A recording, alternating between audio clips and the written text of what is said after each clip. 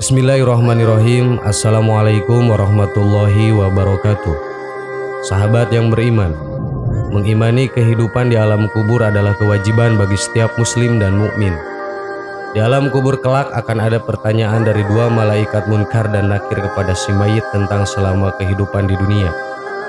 Kedua malaikat ini seringkali digambarkan berwajah bengis dan menakutkan. Dari Abu Hurairah radhiyallahu an berkata, Rasulullah shallallahu alaihi wasallam bersabda, apabila mayit telah dikubur atau jika salah seorang kalian dikubur, maka akan ada dua malaikat yang mendatanginya, yang keduanya hitam kebiruan, diberi nama Munkar, dan yang lainnya bernama Nakir. Hadis riwayat At-Tirmizi. Tak ayal terkadang seseorang bertanya-tanya pada diri sendiri, mampukah ia kelak menjawab pertanyaan kedua malaikat kubur itu? Sedang melihat fisik keduanya saja sudah terbayang begitu menakutkan. Hal serupa ada dalam benak Sayyidina Umar bin Khattab. Imam Jalaluddin As-Suyuti dalam kitabnya Al-Hawi lil Fatawi menuliskan sebuah riwayat dari Al-Jazuli dalam kitab Syahrul Risalah. Suatu ketika Rasulullah SAW berbicara kepada para sahabat perihal Munkar dan Nakir. Digambarkannya malaikat Munkar dan Nakir akan mendatangi seorang mayat di kubur dalam bentuk yang begitu menyeramkan, berkulit hitam, bengis, keras, dan sifat-sifat buruk dan menakutkan lainnya. Mendengar penuturan Rasulullah SAW itu, Sayyidina Umar bertanya, Rasul, apakah saat dikubur nanti aku sama seperti sekarang ini? Ya, jawab Rasul. Kalau begitu, demi Allah, aku akan lawan kedua malaikat itu, ujar Sayyidina Umar menimpal. Setelah Sayyidina Umar bin Khattab meninggal dunia, putra beliau yang bernama Abdullah bermimpi bertemu dengannya. Dalam mimpi itu Abdullah menanyakan ihwal bapaknya di alam kubur. Umar menjelaskan kondisinya di alam itu, aku didatangi dua malaikat. Keduanya bertanya kepadaku, siapa Tuhanmu, siapa nabimu? Aku jawab, Tuhanku Allah dan Nabiku Muhammad. Lalu kepadanya aku tanyakan, kalian berdua siapa Tuhanmu? Mendapat pertanyaan seperti itu, kedua malaikat itu saling berpandangan. Salah satunya berkata, ini Umar bin Khattab. Lalu keduanya pergi meninggalkanku. Demikianlah Sayyidina Umar bin Khattab. Ia tak hanya berani di dunia saja, tapi di alam kubur pun keberaniannya tetap kuat. Seperti yang sudah kita ketahui bersama bahwasannya Umar bin Khattab memiliki banyak keutamaan. Bahkan Rasulullah pun memujinya lantaran ketegasan yang dimiliki Umar. Setan pun takut kepada beliau, bahkan tak berani melewati jalan yang dilewati oleh Umar. Hal ini sesuai dengan hadis dari Imam Bukhari dan Muslim yang diriwayatkan dari Sa'ad bin Abi Waqqas. Dia berkata, Rasulullah SAW bersabda, wahai Ibnul Khattab, demi zat yang jiwaku ada di tangannya, sekali-kali setan tidak akan melalui suatu jalan yang akan engkau lewati. Selain tegas, Umar bin Khattab juga memiliki kecerdasan yang di atas rata-rata. Maka tak heran jika beliau mendapatkan ilham dari Allah Subhanahu wa Ta'ala. Hal ini sesuai dengan sabda Rasulullah SAW. Sesungguhnya orang-orang sebelum kalian dari Bani Israel ada yang diberi ilham walaupun mereka bukan nabi. Jika salah seorang dari umatku mendapatkannya, maka Umarlah orangnya. Hadis riwayat Bukhari. Kisah tentang orang-orang yang menjawab pertanyaan Munkar dan Nakir sebagaimana jawaban Umar tersebut tidak sedikit. Banyak ulama dalam berbagai kitabnya yang meriwayatkan kisah-kisah semisal Umar. Seperti Yazid bin Harun yang ketika ditanya kedua malaikat perihal siapa Tuhan dan nabinya, beliau menjawab, pertanyaan seperti ini diajukan kepadaku, sementara 80 tahun lamanya aku mengejarkan jawabannya kepada para orang-orang yang banyak. Lalu kedua malaikat itu pun pergi dan meninggalkannya.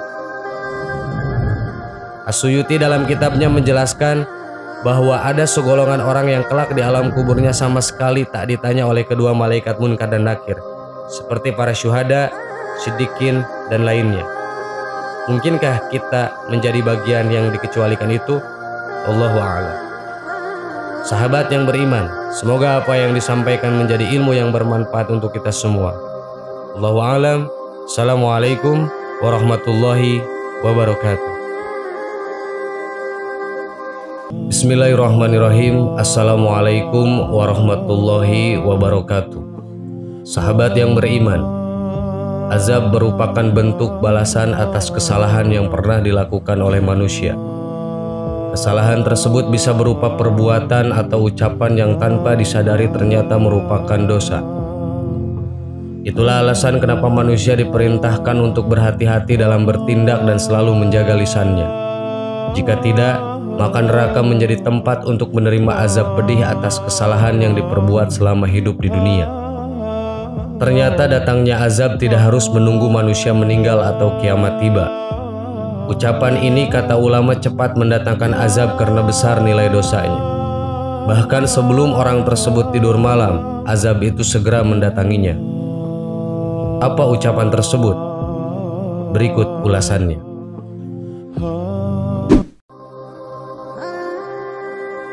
Ucapan yang mengundang azab dengan sangat cepat itu adalah bersumpah palsu atas nama Allah Subhanahu wa Ta'ala. Dalam kehidupan sehari-hari, tidak sedikit kita mendengar seseorang mengatakan kalimat "demi Allah". Biasanya ini diikuti dengan kata "sumpah demi Allah". Memang tidak semua orang berbohong ketika membawa-bawa Allah ini. Namun tidak sedikit juga yang ternyata berbohong ketika mengucapkannya. Keberaniannya mengucapkan kalimat "demi Allah" ini biasanya untuk menutupi kesalahan yang dilakukan, menyangkal tuduhan orang lain, dan hal lainnya untuk melindungi diri saat didesak atas sesuatu. Biasanya orang akan berhenti memperpanjang suatu perkara jika orang yang diperkarakan membawa nama Allah dalam penjelasannya. Contoh kecil dalam kehidupan sehari-hari, misalnya saat seseorang meminjam sesuatu namun tidak mengembalikannya. Suatu hari pemilik menanyakan kepada peminjam terkait barang tersebut. Lalu si peminjam mengatakan sudah mengembalikannya walaupun sebenarnya belum. Kemudian untuk meyakinkan pemilik jika ia sudah mengembalikan barang tersebut, maka dia bersumpah atas nama Allah. "Serius, aku udah ngembaliin bulan kemarin. Mungkin kamu lupa, sumpah demi Allah aku udah balikin barangnya." Di antara kita pasti sering mendengar hal-hal demikian, bukan? Maka ketahuilah, jika ternyata ucapan itu bohong, maka Allah Subhanahu wa Ta'ala akan segera mendatangkan azabnya. Bahkan sebelum sampai orang tersebut tidur malam, Allah sudah kirimkan bala tentaranya untuk mengazab orang tersebut. Rasulullah SAW bersabda, "Maukah aku kabarkan kepada kamu sebesar-besarnya dosa besar?" Beliau mengucapkannya 3 kali. Mereka para sahabat menjawab, "Ya, wahai Rasulullah." Beliau bersabda, menyekutukan Allah atau syirik dan durhaka kepada kedua orang tua. Beliau duduk sebelumnya, beliau bersandar. Lalu kemudian bersabda, "Ingat juga perkataan palsu." Perawi berkata, beliau selalu mengulanginya ucapannya, hingga kami berharap beliau diam.